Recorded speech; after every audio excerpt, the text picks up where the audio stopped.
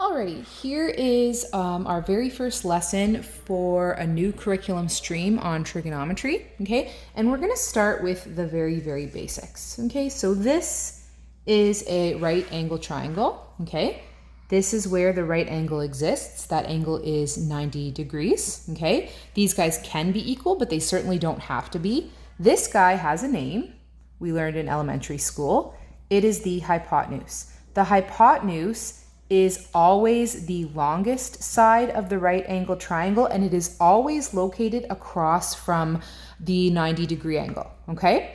In elementary school, the only thing that you did with a with a right angle triangle is use the Pythagorean theorem, okay? So we know that if we are given any two sides of a right angle triangle, we can solve for the missing side using Pythagorean theorem.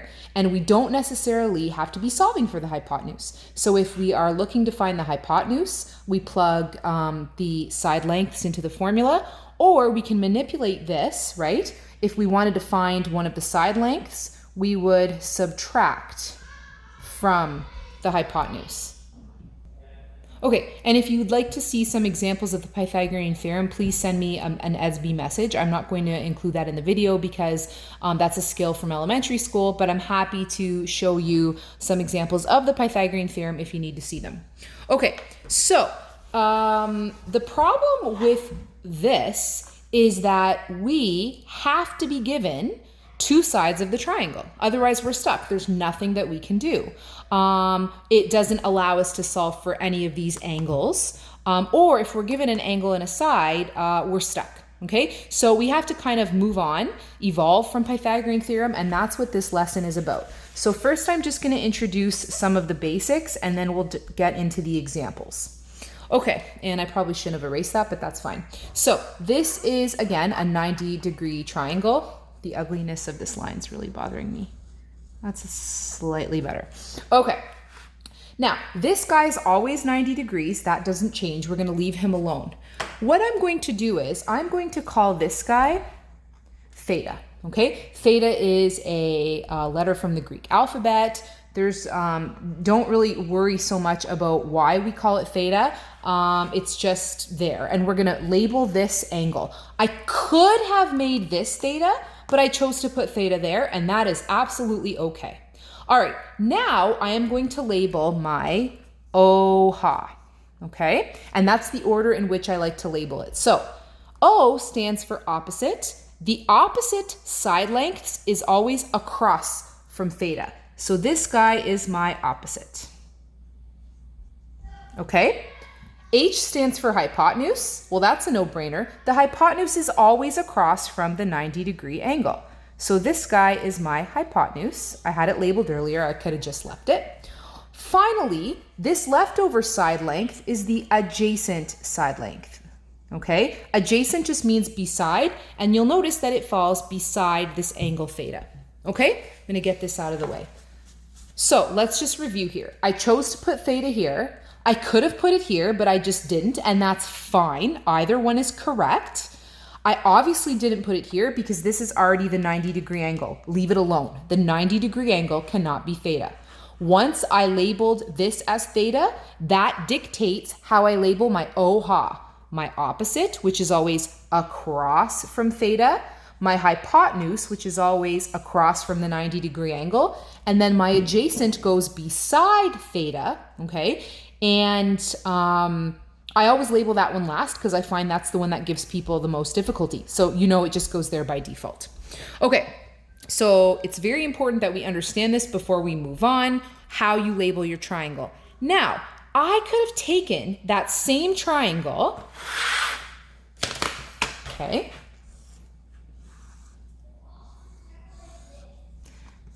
and I could have put, you'll notice I'm doing this in a different color now, I could have put theta here.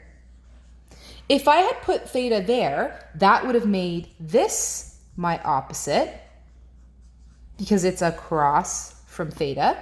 This guy has to be my hypotenuse. The hypotenuse doesn't change, folks. It's always across from the 90-degree angle. And then this guy would have been my adjacent. Okay, so depending on where you decide to put theta, that will impact how you label your diagram. As you can see, here I put theta in this corner, which made this my opposite and this my adjacent. Hypotenuse never changes. Here, I put theta in this corner. That made this the opposite and this the adjacent. These guys were reversed. Hypotenuse never changes. So as long as you understand how to label the triangle, that's very important. That's a great skill. You should be okay. I'm going to stick with this diagram and we'll go back to the other one shortly. Let's say this was triangle A, B, C. This is important and it's going to definitely come into play later on in this unit. We only ever use capital letters for the vertices. And it's funny, vertice or vertex is taking on a much different meaning. In quadratics, the vertex represented the optimum value. And in trigonometry, it represents a corner, okay? So this corner or vertex, we're gonna label big A, big B, big C. Again, it doesn't matter what you label what. This is what's important. This is capital A, which means across from it, we're gonna find little a.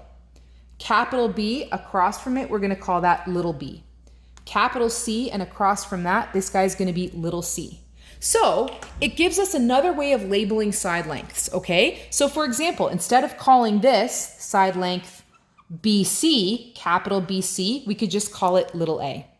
Instead of calling this side length capital AB, because it's formed by the corners or vertices AB, we can call it little c.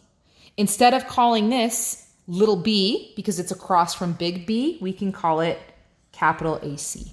Okay, so it's really important that we understand all of these techniques for labeling the triangle. Okay, now I'm going to leave this alone for a second. I'm going to go back to this right angle triangle that I started with at the beginning of the lesson, and I'm going to tell you what the primary trigonometric ratios are. Ratios are just fractions, so there are 3 primary trigonometric ratios or fractions, so to speak. Okay. The first one, and I hope I don't run out of room here, is sine, okay? And we never state a primary trigonometric ratio without following it up with an angle. So that is how we write it out in full. The short form is like this, the sine of theta in this case. Sine is equal to the opposite side over the hypotenuse. Okay, and I know it's kind of confusing and overwhelming, but it'll all make sense shortly. You just got to stay with me. All right, the second primary trigonometric ratio is the cosine. So that's how it's written in full. Short form is cos. So the cos of theta is equal to the adjacent over the hypotenuse.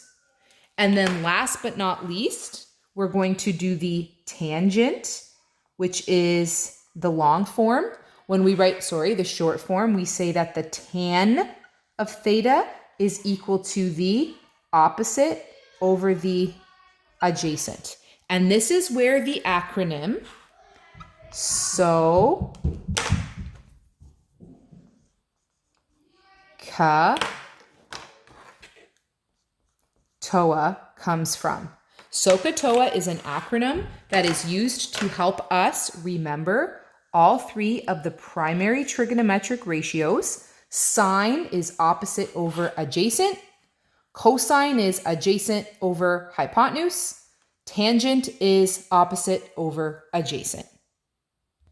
So when I am doing my trig homework or a trig test or a trig daily drill or just trig in general, okay, I'm going to get rid of these guys for a second. I always like to write SOHCAHTOA at the top of my page, SOHCAHTOA, so that I can refer to it, okay? And I don't have to worry about forgetting the primary trigonometric ratios. So SOHCAHTOA is going to look a little bit different. Well, at least the sine and the cosine will, depending on where your reference angle was. So when I had theta here, this was my sine, opposite over hypotenuse. But you'll notice in this diagram, I had chosen to put theta here, okay? So the sine of theta, remember we use the short form sin, but it's pronounced sine.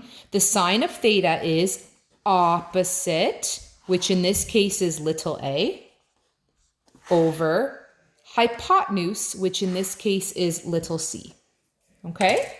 And then the cosine of theta. Remember, we write cos, but it's pronounced cos. If I go to my acronym, is the adjacent, which in this case is little b, over the hypotenuse, which is little c. Okay? And then last but certainly not least, the tangent of theta is equal to the opposite, which I have labeled little a, over the adjacent, which I have labeled little b. Okay? And so at this point, we're kind of done the introduction and we can dive into the examples from the lesson. So I hope you have that in front of you. One of the big key skills in this unit is making sure you can use your calculator appropriately. So I'm going to ask that you have your calculator out and that you calculate along the way with me, because every calculator is a little bit different. You guys know I'm addicted to this guy, but I want to make sure that you know how to use your calculator properly, okay? The first thing we want to make sure is that your calculator is in degree mode. I know mine is because I have this little D. I think I'm showing you, maybe I'm not, okay? I have this little D there. You might have to play around with the mode. I know if I press mode a couple times, I'm brought to this screen. I want degree mode, okay? If you are not getting the right answers when you do these examples, you might not be in degree mode. So send me a message on Edsby with a screenshot of your calculator and we'll help you, or I'll help you figure that out. Okay, so we're gonna jump into the examples from the 7.4 note. Again, you should be calculating as we go. If you're not getting the same answers, make a note of that somewhere and then send me a message on Edsby and I will help you figure out why. So the first question just wants to know, what is the sine of 68 degrees? And all of this is so new and, a little overwhelming. So let's just start really small, basic, simple questions. And then as we progress, you'll understand what this stuff means. So if I'm asked to find the sine of 68, folks, and you'll notice it says round to the nearest 4 decimal places, all I need to do is take my calculator and go sine 68 equals. Beautiful. Done. Okay? Done. That's all I need to do. And of course, because I'm doing it on camera, I've rounded it incorrectly. Haha. Okay, so now it's correct. Again, I want you to try that. If you're not getting that answer, you need to tell me why. Okay, let's do another one, even though this one is not part of my note. If I wanted to know, what's the cos of 11 degrees? I would just take my calculator.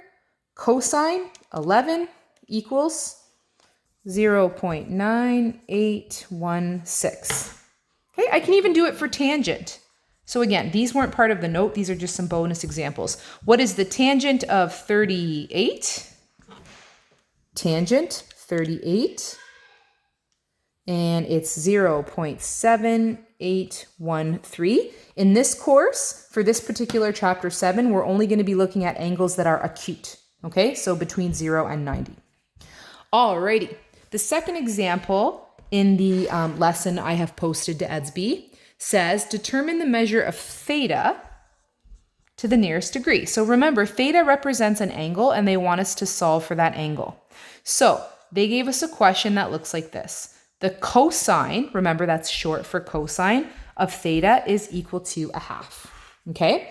We know that math is all about inverse operations, opposites, okay? If I'm trying to solve, a question that involves division, to isolate the variable, I would multiply. If I'm trying to, isolate the variable and it's being added to a number, I subtract that number. So we're gonna have to isolate theta, okay? But, unlike what we're used to, that doesn't mean we're going to divide by cosine on both sides. That doesn't make sense. So what we're going to do is use the cosine inverse. Okay, and you have that button on your calculator. It looks a little bit different for everybody. Actually, sorry, it doesn't look different, but the way it's used is different. On my calculator, the cosine inverse is the second function of the cosine key. Okay, so all I'm going to do is put 1/2 on my calculator, 1/2, equals. Then I'm going to do shift, so I can use the cosine inverse, equals, and my answer is 60 degrees, okay? And again, you need to be trying this so you can make sure that you know how to solve these types of questions on your calculator. I only put one example in the note, but I want to do a few more just so that you can get comfortable. So if I had told you that the sine of theta was equal to 4 over 11, okay? And you don't need to show me that you're using the sine inverse, just go ahead and do it, folks. So I would put 4 over 11 on, my calculator. And then I would use the sine inverse. I got to get rid of sine because I want to solve for theta. I want to get theta by itself. Okay? A lot of textbooks only have you round to the nearest degree. I just like to be consistent. Everything you're going to do for me is 2 decimal places. So this would be 21.32 degrees. Okay? So when you are solving for an angle, you need to use the inverse, and then depending on what you were given, in this case I used sine inverse. In the previous example, I used cosine inverse. Now I'm going to add another example. If I said that the tangent of theta was equal to 1 over 5, okay, throw 1 over 5 on my calculator, 1 over 5. If you don't have a fraction button, you can just do 1 divided by 5 equals, and then I'm going to use the tangent inverse. This would mean that the angle theta is equal to 11.31 degrees. Now, some of you might have to use the inverse first. So that would look like this depending on your calculator. You might have to go the tangent inverse and then put 1 over 5 in a bracket, close the bracket, and you get the same answer. Okay? So we have now successfully moved through the first 2 examples, and I even added a few just for practice. Now let's look at example 3.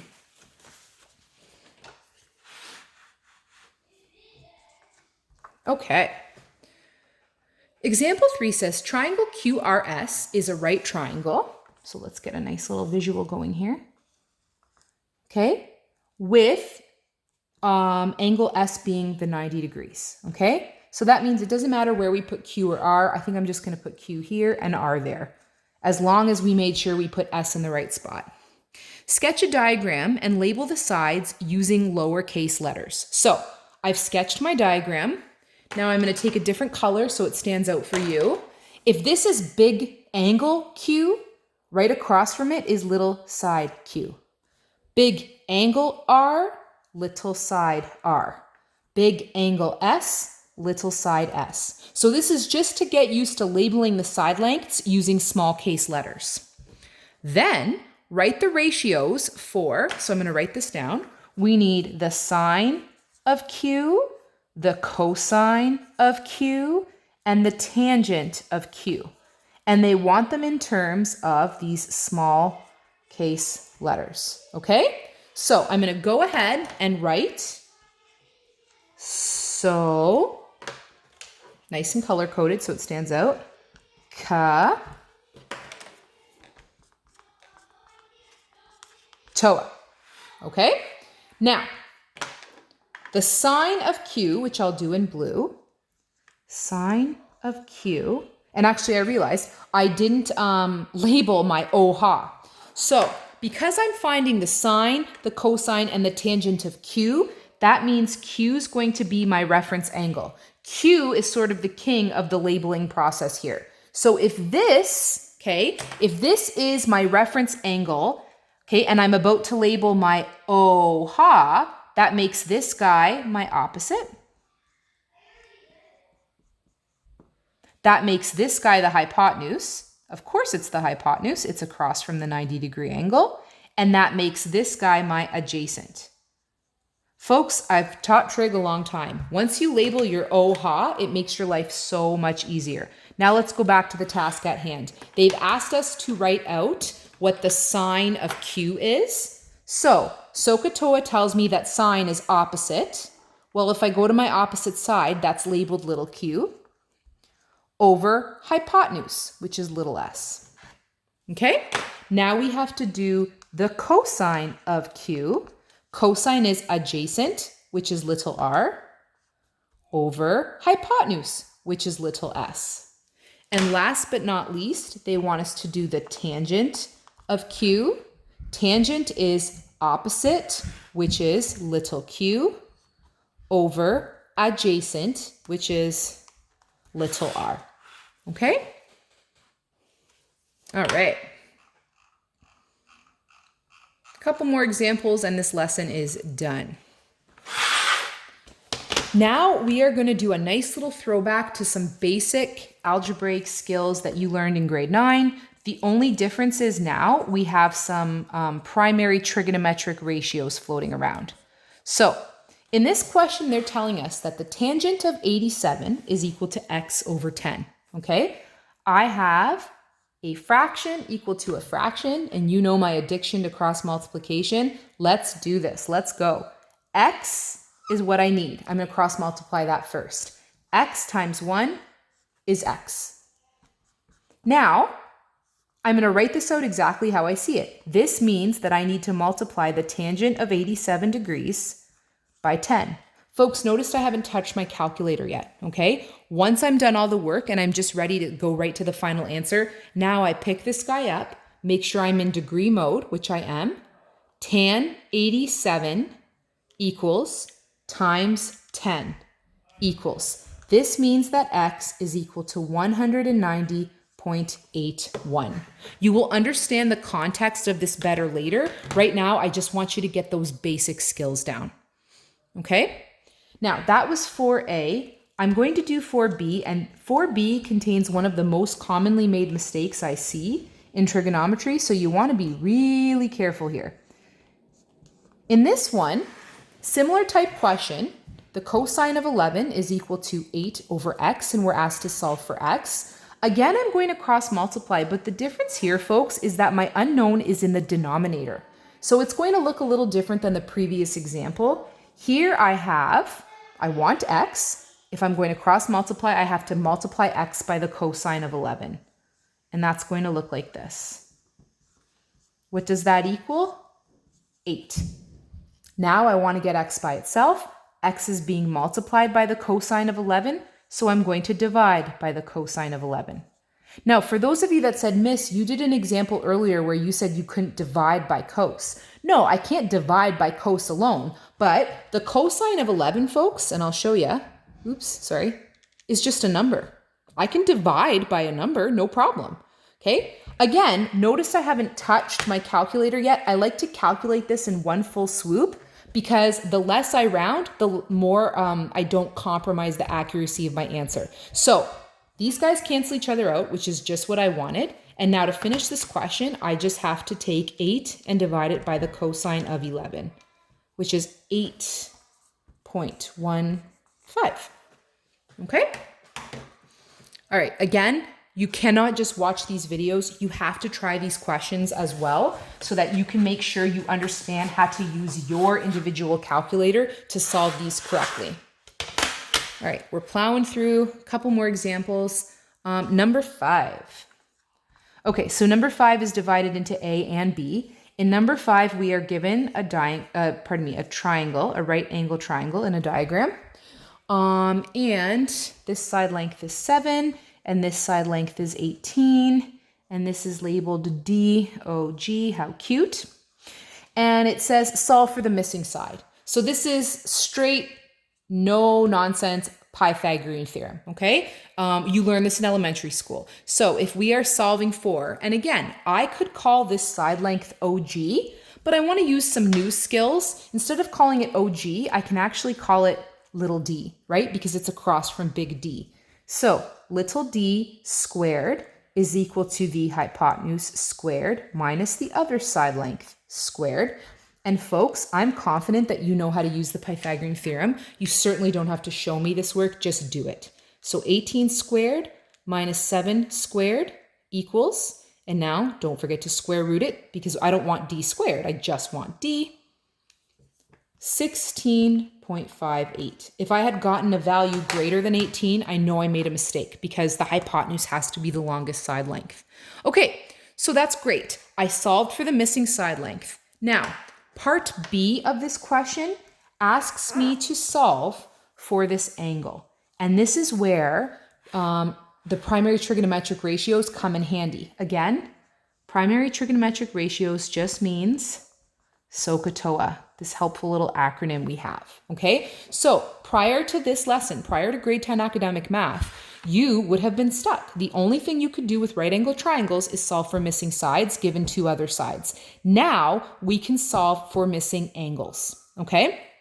Since this is the angle I want, that's the angle I'm going to use when I label my diagram. That's the king or the reference angle. So in red, so it stands out. If that's the angle I'm interested in, across from it, I would find the opposite, right? Always across from the angle. The hypotenuse is always across from the right angle, which makes this guy by default the adjacent because he's left over. He's the only one I didn't label yet. And again, adjacent means beside. It is beside the angle I need. Sometimes kids say, well, miss, the hypotenuse is also beside that angle. Yeah, guys, but you already named it the hypotenuse. Leave it alone, okay? All right, so we are being asked to solve for this angle. Okay, and now I actually know what this value is. I just solved for it. It's 16.58. But here's a nice little tip. Why don't you use the side lengths that you were given? If you accidentally calculated this incorrectly, then your angle calculation will be incorrect as well. So I'm going to use the 18 and the 7 to find my missing angle. Okay, now let's look. 7 is the adjacent. 18 is the hypotenuse. Which primary trigonometric ratio has adjacent and hypotenuse in it? Nope. Nope. Yeah, baby. Okay? Which means I'm going to use the cosine. The cosine of angle D, which is what I need, is equal to the adjacent over the hypotenuse. This is why I take the time to label my diagram well. What is the adjacent? 7. What is the hypotenuse? 18. So now the cosine of angle D is equal to 7 over 18. What is D? Okay, that means I got to get rid of this guy. What's the opposite of a cosine? I'm going to use the cosine inverse button on my calculator. So cosine inverse of 7 over 18. Can you guys see that? I'm sorry. Is 67.11 degrees, okay? If you are looking at the teacher copy of the note, I did this question 3 different ways. I did it using cosine. I also did it using tangent and sine, okay? Because I know the hypotenuse and I know the opposite. So I can use those trig ratios as well. However, those trig ratios involve the opposite side, and the opposite side was rounded. So I feel like this would be the most accurate answer. Is it necessary to do this question 3 different ways? Absolutely not. Again, I just wanted to include 3 different methods to show you. If you have questions about that, please message me on Edsby. Okay, one more example. I apologize. I know this is kind of a lengthy lesson. I'm almost at the half-hour point, but trig is brand new, and so we want to make sure we do it justice here. Okay, so question number 6, we are given, shocker, another right angle triangle. We are told that this side length is 12 centimeters, that this angle here is 40 degrees, and that this is x. And we're asked to solve for x. Okay, again, in elementary school, the only way we could solve for x is if we knew the length of this side, okay? Pythagorean theorem has its limitations, and that's why I've introduced you to the primary trigonometric ratios, SOHCAHTOA, okay? In order to use these, we have to have a reference angle. They gave us one. They gave us one right here. So we're going to use 40 as the reference angle. Once you pick your reference angle, you gotta label your OHA. It makes your life much easier. If that's my angle, boop, this is my opposite. This guy's gotta be the hypotenuse because the hypotenuse is always across from the 90-degree angle. And then this guy that's left over is my adjacent, okay? So once I get my OHA labeled, now I have to decide what is it that I have. Well, the side length that I have is the hypotenuse. That's the only one that I know. And what is it that I need? Well, no one cares about the adjacent. I'm trying to solve for x, which is the opposite. So, label your OHA. decide what do you have, what do you need. Once you decide what you have and what you need, you choose a primary trig ratio. So I'm looking for the trig ratio that has opposite and hypotenuse in it. Bingo. Okay? So this means that the sine, cosine, and tangent always have to be followed by an angle. In this case, that angle is 40. The sine of 40 degrees is equal to the opposite, which is x, which is what I have to solve for, over the hypotenuse, which is 12.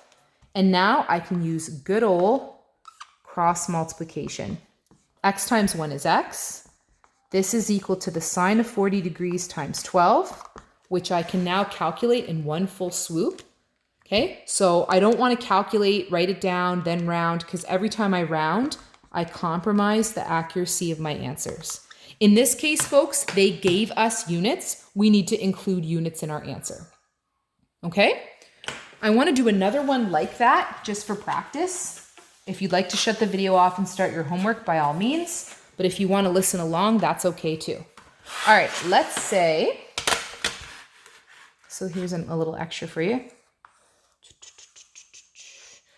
I don't know, 21 degrees, 34, x. Okay, so if the question said solve for x, the first thing I want to do is label my OHA. This is the angle they gave me. I know I can easily find this angle. It would just be 180 minus 90 minus 21. But why do work if I don't have to? I can easily use the angle they gave me. If that's the angle they gave me, across from it is where I'd find my opposite. Okay, across from the 90-degree angle is where I find the hypotenuse. And then this leftover guy that's last is the adjacent. Okay, now I've labeled my OHA. Now I have to look at what do I have? Okay. I know I have the opposite. What do I need? In this case, I need the hypotenuse. Well, this is a fun coincidence. Which primary trigonometric ratio, which primary trigonometric ratio has opposite and hypotenuse in it? Again, it happens to be sine. Just a coincidence. So the sine of what? 21 degrees. Is equal to the opposite, which I've labeled 34, over the hypotenuse, which I've labeled x. Again, be careful, because when the unknown is on the bottom, that's where students tend to make little mistakes. So now I'm going to cross multiply, make that look like a fraction. If I want to solve for x, I have to cross multiply that first. And I get x times the sine of 21 degrees. Notice I'm not touching my calculator until I'm ready to get to the final answer. This is equal to 1 times 34, which is 34. Now I want to get x by itself, so I'm going to divide both sides of this equation by the sine of 21 degrees. These guys cancel, which is exactly what I wanted. That worked out nicely. And 34 divided by the sine of 21 is 94.87. Okay? So I think you have more than enough examples here. Of course, make sure you have the teacher copy of the note and you're looking at that. And you want to do all of the assigned homework for this section. This is a brand new skill and a brand new learning goal. So a really great opportunity to see fluctuation in your mark. In addition to your assigned homework, make sure you're doing the daily drills. And as always, please message me with questions. Okay.